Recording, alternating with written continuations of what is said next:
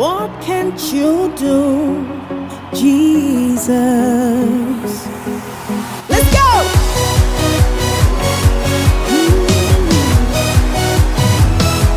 Jesus.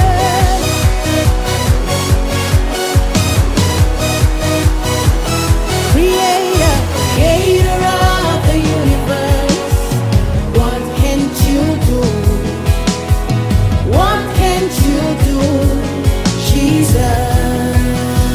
Somebody said, name above every other name. Oh, what can't you change?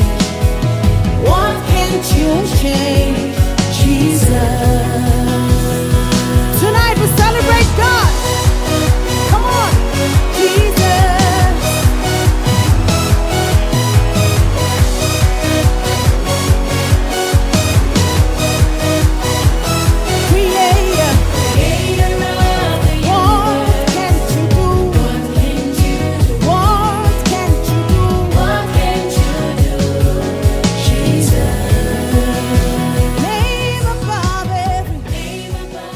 Yes, people, it is Kingdom Night here in St. Lucia, and of course we're covering the St. Lucia Jazz and Arts Festival, and we are here with the CEO of the St. Lucia Tourism Authority, Mr. Louis Lewis.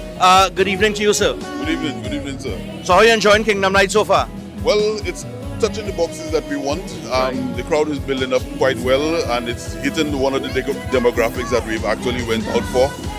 We always want to ensure that we have something for everybody, and the people who are looking for the religious components of the arts and the festival are actually getting what they're looking for.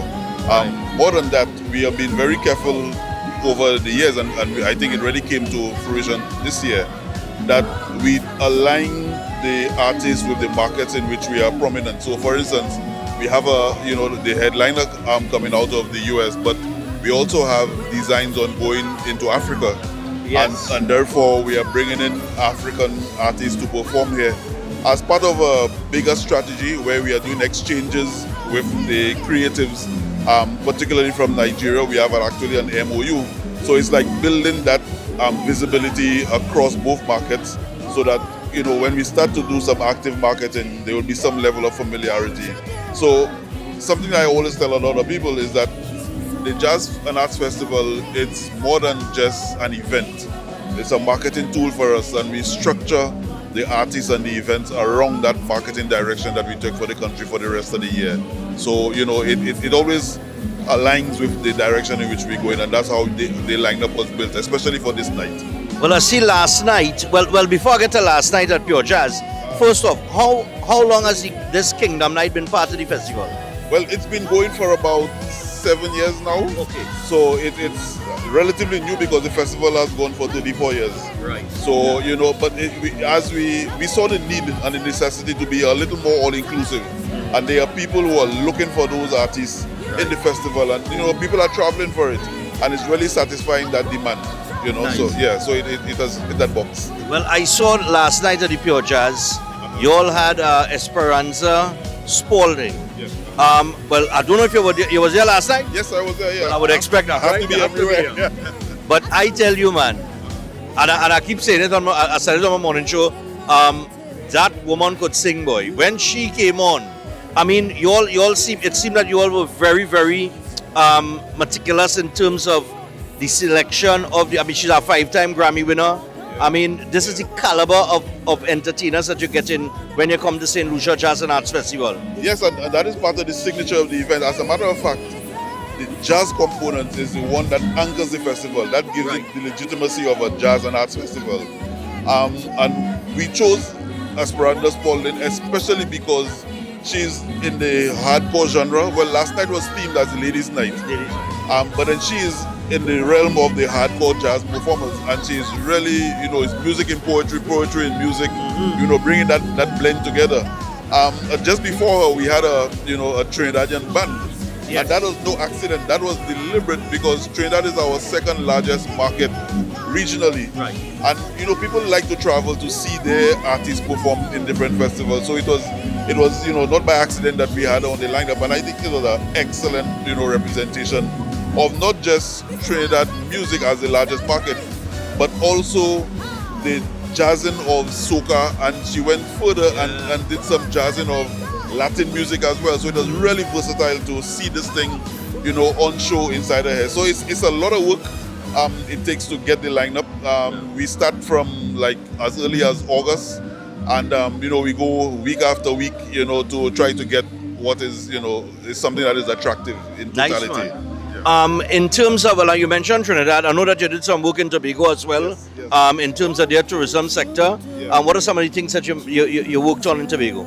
Well, Tobago was a very interesting experience for me. It's a product that has a lot of potential, and we tried our best, and I had a very good team across there to take it from something that was relatively challenging to give it a high level of visibility. One of my highlights in my whole career was to develop a branding that was recognized globally as the second best in 2020 by the World Travel Market Awards, and it was really designed to bring attention onto the destination. It is still a very strong brand, and I think there's a lot of potential for it to develop. Yeah. So you all have coming back to the Jazz Festival now, the Jazz and Arts Festival.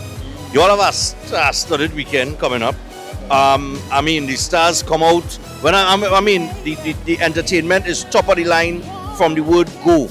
But when you get to Friday, Saturday, and Sunday, you have a series of big hitters coming out, right? Some knockout punches.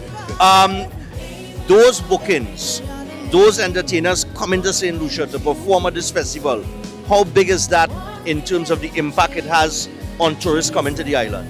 Well, it is very strong for us, and unfortunately for us, marketing has evolved into a relationship. It used to be marketing from the perspective of just showcasing what is available. Right now, it's a relationship, and what people identify is that when we get these strong, like you say, the heavy hitters in the music industry to perform in St. Lucia, it shows that St. Lucia has that sort of caliber, and it gives us visibility. So, for instance, a lot of the artists who perform, they have thousands, hundreds of thousands, some of them millions of followers. And when their followers recognize that they have St. Lucia on their itinerary, it gives us, it shines a spotlight on us. And then we marry that with the media like yourself who covers it in various markets. And we have media who are doing the pairing. So we have the music as the anchor, the pairing of the media covering various aspects of the tourism product in St. Lucia during the festival. Right. So it brings the three together. The attractiveness of the big hitters, the strength of the product, and the entertainment that comes with it. And what we have discovered from our research is that the Jazz and Arts Festival has become part of the brand recognition of St. Lucia, so that people would have heard about St. Lucia through the Jazz Festival and would have visited in August, in November, at different times of the year, because people who would have come and had such a wonderful experience, and sometimes being part of the music entertainment and not having the opportunity to fully immerse in the rest of the product, they come back for it at another time. So it has been very strong for us and very rewarding in terms of how it has served as a marketing tool. Yeah, we met a lady from Taiwan who is here on her second year. She was here last year, she enjoyed it so much, she come back again. So the repeat visitors is very important in terms of tourism. And outside of the festival, like we had the opportunity today to go bamboo rafting.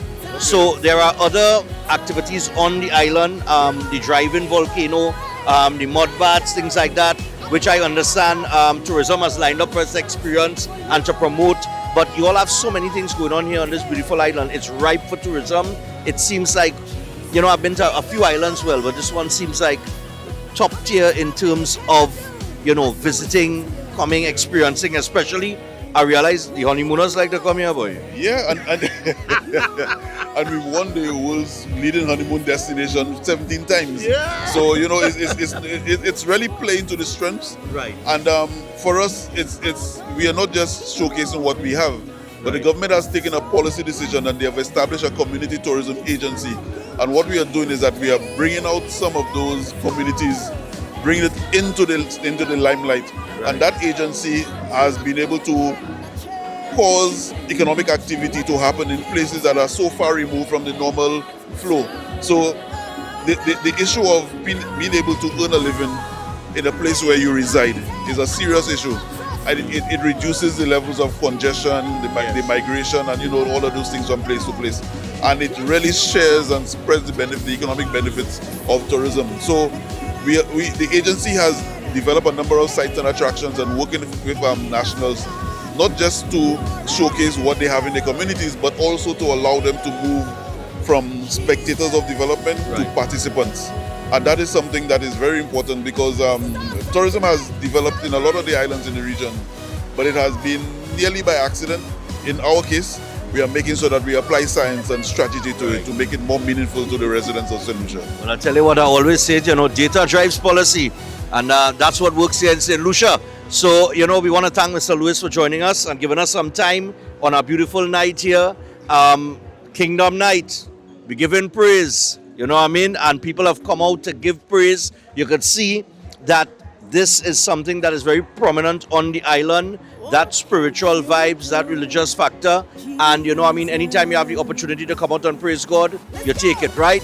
So it is the St. Lucia Jazz and Arts Festival. We continue to follow it, and more events to come leading up all the way to Sunday with some of the big hitters coming out as we mentioned before. So we're going to keep you well informed and in tune with everything happening in St. Lucia. And hey, like we say, we're waiting on you, Richard.